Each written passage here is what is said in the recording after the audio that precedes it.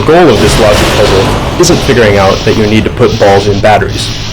It's coming to the realization that, by filling all of them, you've denied yourself an exit, and that you have to de-socket one, climb on the lift, and then re-socket it. Sparks guide the player to the source of the balls, which happens to be the tube they just passed through.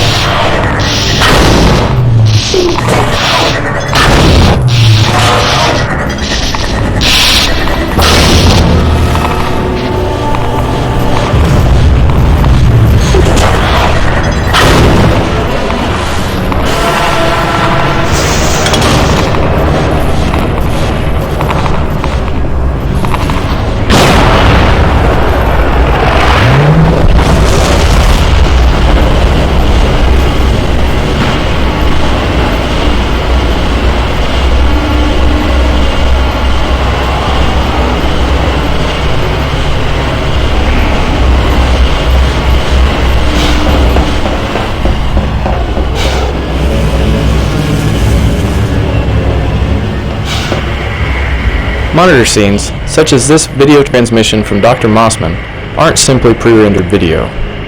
These scenes actually unfold live in an inaccessible section of the map, while being projected onto the monitor screen. Here's Dr. Mossman in the small Arctic base set. It's not nearly as far away from the Citadel's core control room as it appears to be in the level.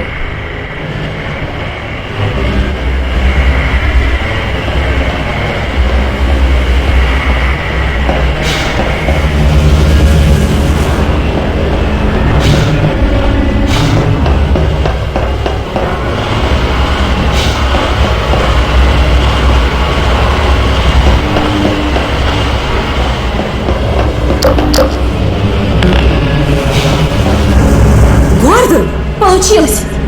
Система герметизации заработала. Долго она не продержится, но время мы выиграли. Пока ты был внизу, я залезла в их систему. Они действительно спланировали цепную реакцию. This is another key vista, this time showing the core. It's a visual payoff for the player's success in getting here, and, simultaneously, a way to present the player with a view of the next challenge. Я не знаю, что за данные они готовили к трансляции, но ради них они готовы пожертвовать всей цитаделью. Надо срочно передать их отцу и доктору Клейнеру. Я сделала копию. Что в ней, не знаю, но чувствую ждать беды. И вот что еще. Это Джудит, смотри. Полагаю, я обнаружила местонахождение проекта. На данном этапе сложно оценить размер разрушений и сказать, осталось ли там что-нибудь, что могло бы навести Альянс на наш след. Я смогу высказать первые предположения уже через несколько часов. Если объект там, где мы думаем, понадобится не более... Прерываю трансляцию, кажется, нас засекли. Да где она? Спасайтесь! Она попала в беду. Надо передать ее сообщение и данные трансляции отцу. Он поймет, что делать. Копирование завершено. Данные у меня. А теперь уносим отсюда ноги. Думаю, они почувствовали. Здесь есть лифт. Сюда! Скорее!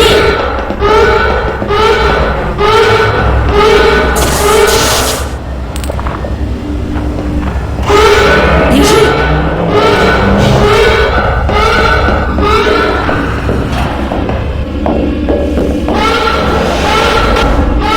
Сдается мне, они не хотят, чтобы мы вошли в почву. Этот лифт доставит нас к платформе. Если мы сядем на поезд, то через полчаса окажемся за пределами города. Эй, гравипушка снова разрядилась? Жаль, с ней было спокойнее.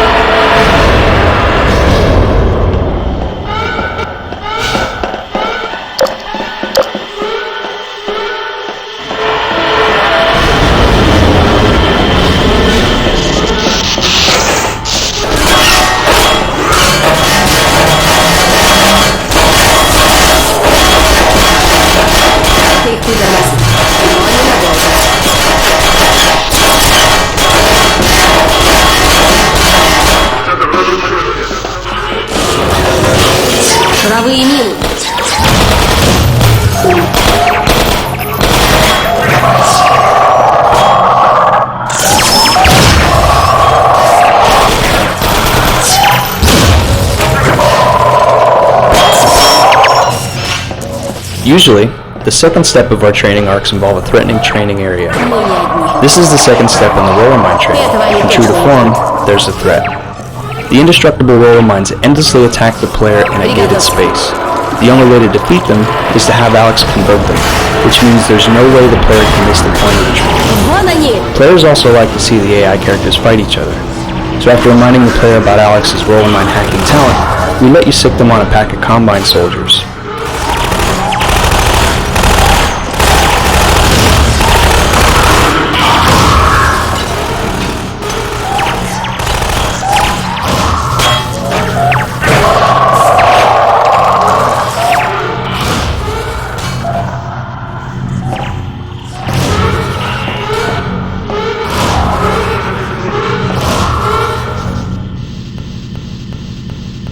Путь свободен.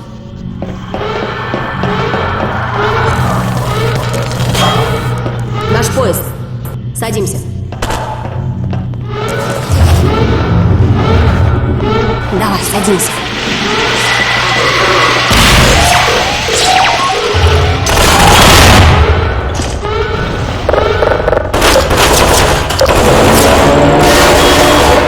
Наконец-то вырвались.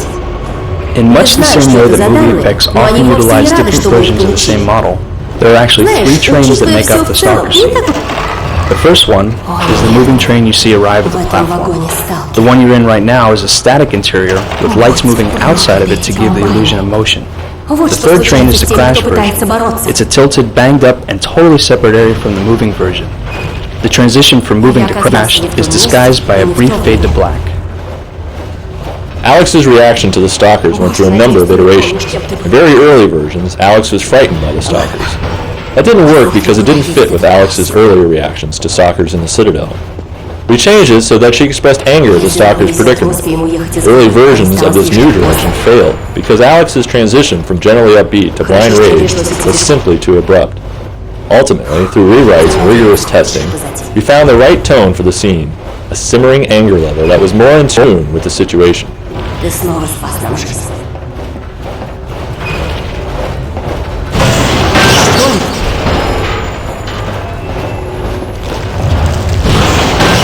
Боже мой! Соберись!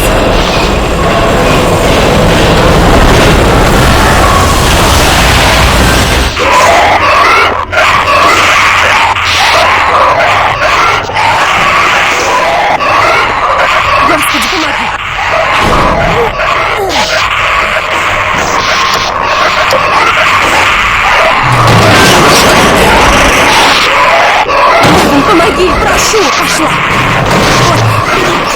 Спасибо.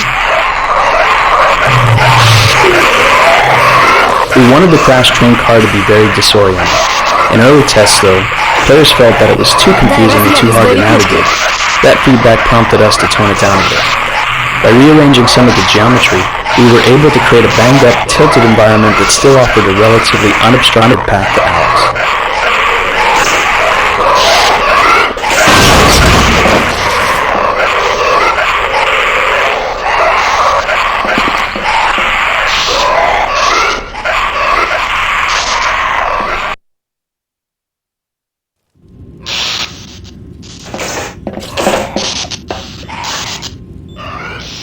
Погоди секунду. Дай перевести дыхание. Окей. Ну, все не так просто, как я думала. Теперь мы в одной лодке с остальными жителями. Пешком и к вокзалу. Выйдем на поверхность. This is another multi-purpose scene. First, Alex is visibly shaken, which once again humanizes her. But she also states the player's goal for the second half of the game: climb to the surface and get to the train station.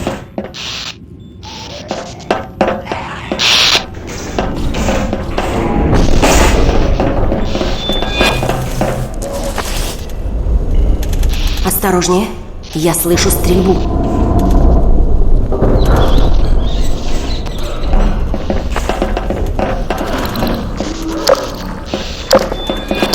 Как это надоело!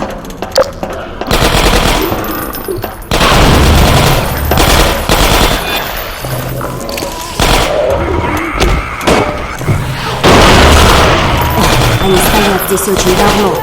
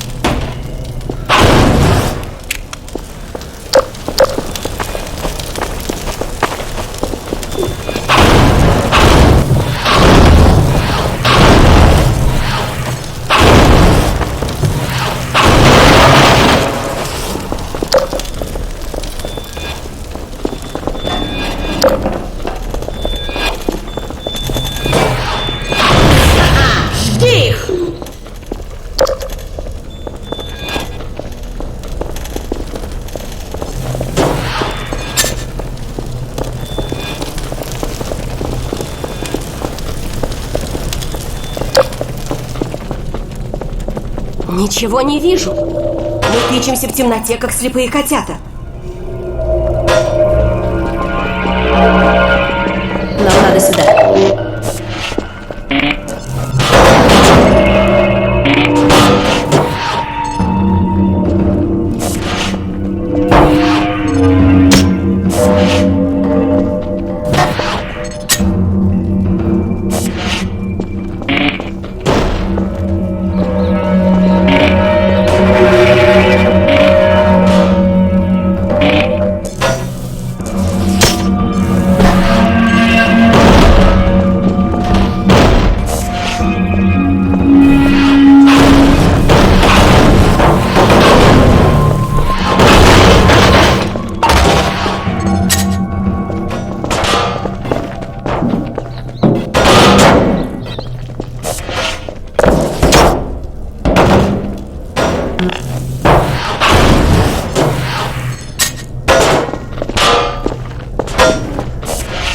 Воздуховод! Знаю, как ты любишь по ним лазить. Доктор Кляйнер рассказывал, как терял ключ от кабинета.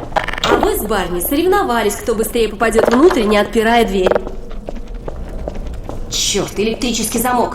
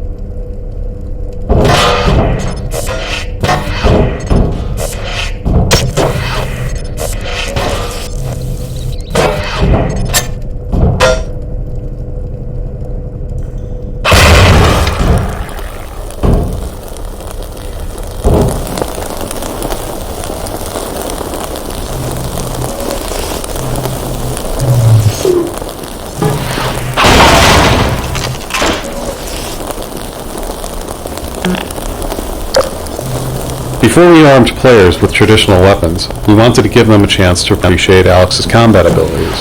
Toward that goal, we created a very specific combat style for the early parts of the journey outside the Citadel. Dark, tense, surrounded by zombies, and either weaponless or starved for ammo, so that players needed to rely on the gravity gun, and more importantly, Alex. This is where players finally get a weapon. Since the door only opens when the padlock is shot, players can't proceed without finding the pistol. It's effectively a weapon gate. Once players are through the door, we can be sure they've got a pistol.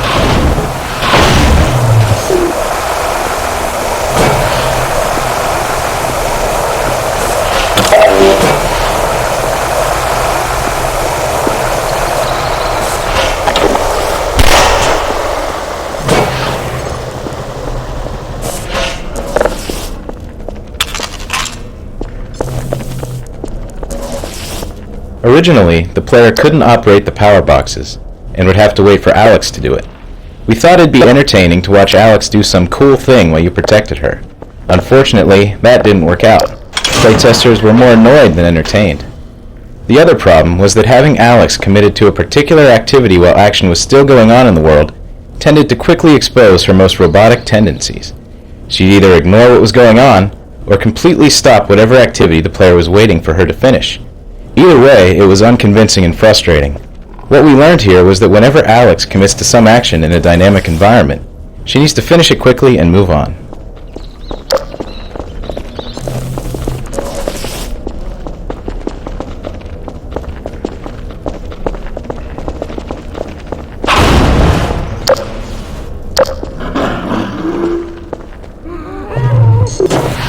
Свети на зомби!